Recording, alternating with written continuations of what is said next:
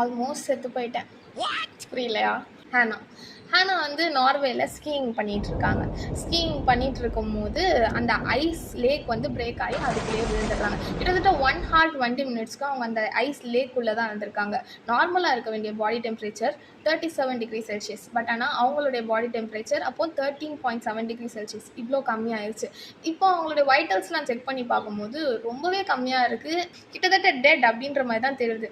So almost டெட்டாக இருக்கிற ஒரு person அப்படியே டாக்டர்ஸ் விடல, வார்ம் பண்ணி பார்த்துருவோம் அப்படின்னு சொல்லிட்டு அவங்கள வார்ம் பண்ணியிருக்காங்க. பார்த்தா அவங்களுடைய ஹார்ட் பீட் திருப்ப ஸ்டார்ட் ஆயிருக்கு. திரும்பி அவங்களுடைய பிரெயின் செல்ஸ் நார்மலாக ஒர்க் ஆயிருக்கு. ஸோ அவங்க திருப்பி நார்மல் ஸ்டேட்டுக்கு வந்திருக்காங்க. இட்ஸ் அ மெடிக்கல் மிராக்கிள், ரைட்டா? எப்படி இது நடந்திருக்கு அப்படின்னு பார்த்தோன்னா, கோல்ட் டெம்பரேச்சரில் பிரெயினோட மெட்டபாலிசம் கம்மியாகுது. ஸோ அதனால் பிரெயினுக்கு தேவைப்படுற ஆக்சிஜன் ரெக்குவயர்மெண்ட்டும் கம்மியாகுது. ஸோ பிரெயின் செல்ஸ் அவ்வளோ சீக்கிரம் டேமேஜ் ஆகாமல் கொஞ்சம் டிலேடாக டேமேஜ் ஆகுது.